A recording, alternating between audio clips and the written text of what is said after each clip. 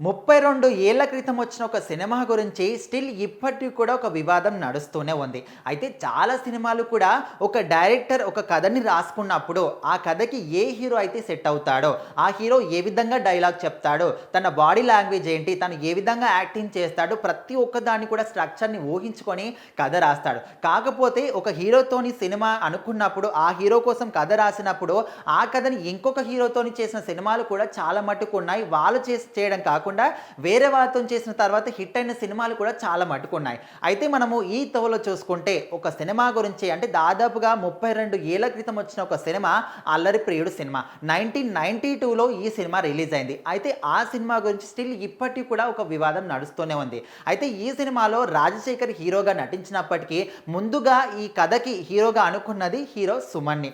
సుమన్ కాకపోతే అప్పట్లో ఆ సినిమా షూటింగ్ జరిగే సమయంలో ఆయన ఒక కేసులో ఇరుక్కొని జైల్లో ఉన్నందువలన అప్పటికప్పుడు రాజశేఖర్‌ని అనుకొని సినిమాని చేయడం జరిగింది. ఆ సినిమా కూడా మంచి హిట్టే అయింది.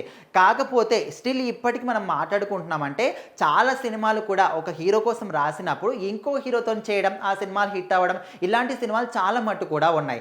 ఎగ్జాంపుల్‌గా చూసుకుంటే 'ఖైదీ' సినిమా కూడా ముందుగా కృష్ణ కోసం అనుకున్నప్పటికీ తర్వాత ఆ సినిమాని చిరంజీవి చేయడం, అదేవిధంగా 'పోకిరి' సినిమా కూడా ముందుగా పవన్ కళ్యాణ్ కోసం సినిమా రాయడం జరిగింది. తర్వాత రవితేజతోని సినిమాని స్టార్ట్ చేసిన తర్వాత కూడా మళ్ళీ ఆగిపోయి మహేష్ బాబుతోని 'పోకిరి'గా బయటకొచ్చింది. సో ఈ విధంగా చేయి జారిపోయిన సినిమాలు చాలా సినిమాలు కూడా ఉన్నాయి. సో ఈ తోవలో చూసుకుంటే ఈ 'అల్లరి ప్రియుడు' సినిమా విషయంలో కూడా చాలామంది కూడా అనుకుంటారు అప్పట్లో రాజశేఖర్ కానీ, ఇక్కడ సుమన్ కానీ, బాలకృష్ణ వీళ్ళందరి మధ్యలో హెవీ కాంపిటీషన్ ఉండేదని. కాకపోతే ఎవరికి ఏ జోనర్‌కి, ఏ సినిమాకి ఏ హీరో సెట్ అవుతాడో, ఏ కథకి ఎవరు సెట్ అవుతాడో అలాంటి సినిమాలే వచ్చాయి.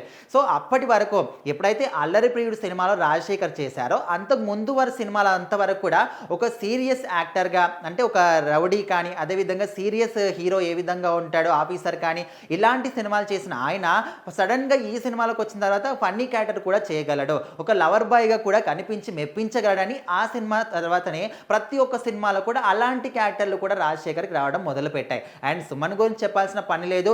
అసలు మెగాస్టార్ చిరంజీవి కన్నా ముందు మెగాస్టార్ అనే పేరు ఎవరికి సెట్ అవుతుందంటే ఖచ్చితంగా సుమన్‌కి అనుకోవచ్చు.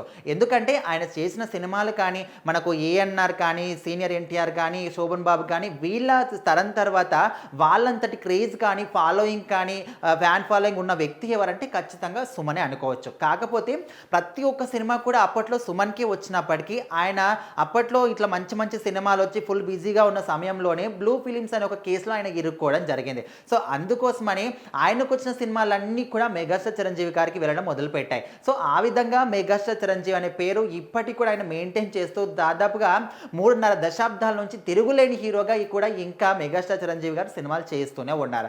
సో సుమన్‌కి ఒక కేసు దెబ్బ పడడం వల్ల ఆయన అప్పటికి సినిమాలు వచ్చినప్పటికీ కొంచెం మాత్రం తగ్గడం జరిగింది. సో మొత్తానికి ఇక్కడ హీరోల మధ్య ఇలాంటి హెవీ కాంపిటీషన్ అంటే అప్పట్లో ఓన్లీ సినిమాల పరంగానే హెవీ కాంపిటీషన్ ఉండేది తప్ప మళ్ళీ రియల్ లైఫ్‌లో మాత్రం ఒక సొంత అన్నదమ్ములు ఏ విధంగా ఉంటారో అదే విధంగా ఉండేవాళ్ళు. సో మొత్తానికి ఈ 'అల్లరి ప్రియుడు' విషయంలో కూడా అదే జరిగింది. అప్పట్లో ఒక కేసులో ఇరుక్కోవడం వల్ల ఆయన జైల్లో ఉన్నందువలన ఇక్కడ రాజశేఖర్‌కి రావడం, ఆ సినిమా మంచి హిట్ కావడం జరిగింది.